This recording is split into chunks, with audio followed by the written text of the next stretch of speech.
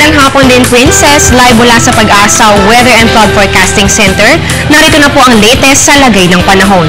Bahagyang humina at bumagal pa itong si Bagyong Pablo at ngayon nga ay nananalasa naman sa may Palawan area.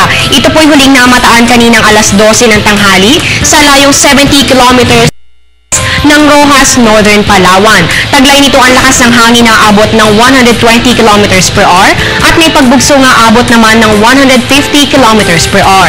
Ito po ay kumikilos ngayon pa northwest sa bilis na 19 km per hour. Inaasahan ito bukas ng umaga sa layong 470 km west ng Calapan City, Oriental Mindoro. Sa Biyernes naman ng umaga sa layong 610 km west ng Dagupan City, Pangasinan.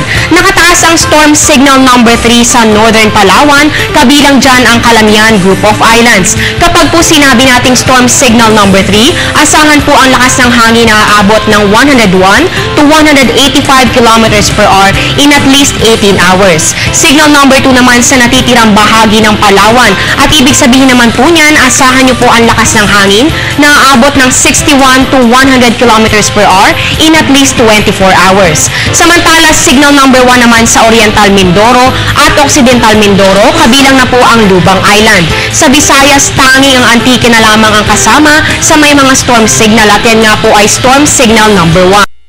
Po storm signal number 1 naman, asahan nyo po dyan ang hanging aabot ng 45 to 60 km per hour sa loob ng 36 hours.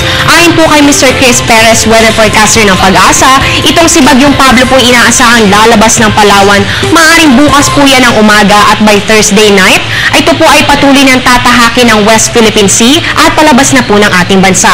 Asahan rin daw po ang stormy weather ngayon sa Palawan. Makakaranas po kayo dyan ng heavy to intense rains, kaya po mag-ingat sa pagbaha o pagguho ng lupa. Patuloy rin naman po ang pag-iibal nitong si Bagyong Pablo sa hanging amihan o northeast monsoon na magdadala po ng pag-ulan dito po sa Luzon, partikular na po dito sa northern part nito. Ipinagbabawal rin po ang paglalayag ng mga maliliit na sakyang pandagat sa seaboards ng Luzon at sa western seaboard ng Visayas. Sa ngayon po, wala pa namang ibang sama ng panahon na namamata ang susunod dito kay Pablo. Ayon kay Mr. Fernando Cada, weather forecaster ng Pag-asa, ngayong December raw po'y inaasahan ang 1 hanggang 2 bagyo. Kaya naman hindi pa rin po nawawala ang posibilidad na may isa pang bagyo na papasok sa ating bansa. Pero ito naman chance na lamang. Maaari pong magkaroon pa rin ng pagbabago dito sa status ni Bagyong Pablo, kaya naman lahat po tayo ay tumutok. Patuloy rin naman po sa pagbibigay ng regular updates ang Pag-asa na agad rin naming ihahati dito sa telebisyon ng bayan.